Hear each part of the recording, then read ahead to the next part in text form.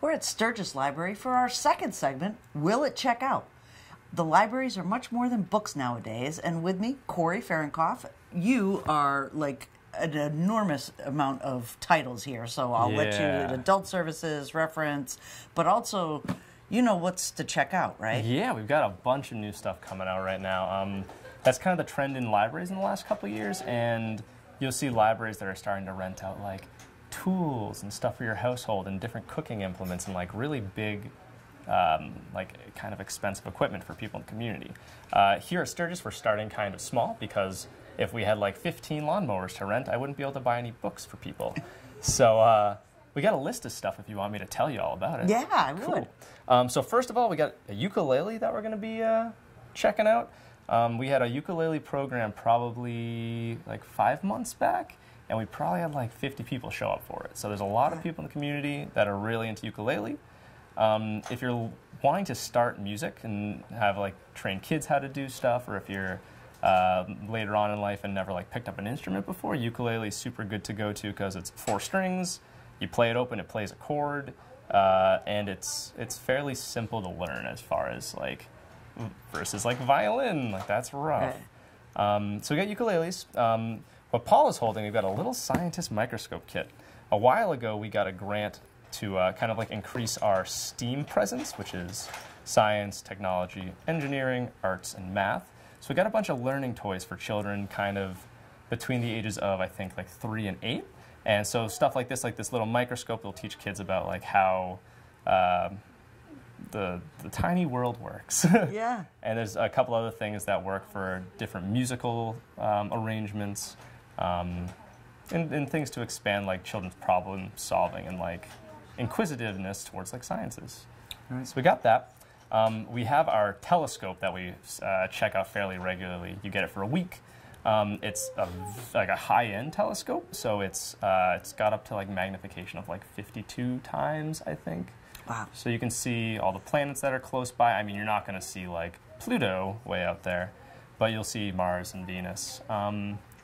That comes with a bunch of instructions on like how to use a telescope and like where to find certain, what are they called? Constellations. Constellations, yeah. You can find certain constellations. And before you check it out, I give you like a little 10-minute lesson on how to use the telescope, how to expect with it. And it's supposed to be pretty helpful because if you've never used a telescope before, you get a complicated one. It's a little overwhelming. We also have a bunch of puzzles that we're lending out right now. And when I say puzzles, they're not like your run-of-the-mill puzzles that you would see everywhere. They're these like artisanal, wicked, like, it's hard to say anything besides like they're wicked artsy.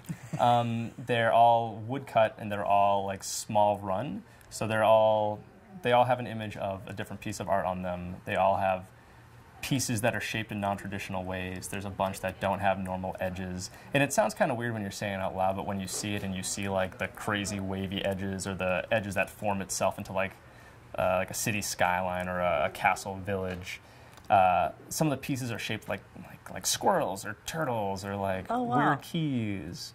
Some, when you finish them, you put it'll come with a key and you put your key into it and turn it and a bunch of gears will move inside the puzzle and like the thing will actually move and like come to life for a moment.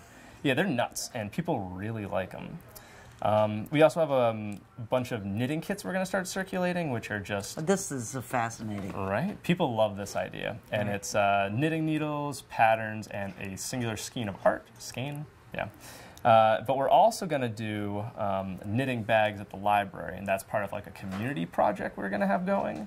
It's basically for anyone who knows how to knit, and when they come to the library, if they're like, I got half an hour, I feel like knitting for a bit, we're going to have these available, and people can continue the work of whoever was knitting previously, and we're going to try to do probably like blankets for the homeless and like caps and mittens and stuff for people in need, so that'll be really cool. That'll be starting soon.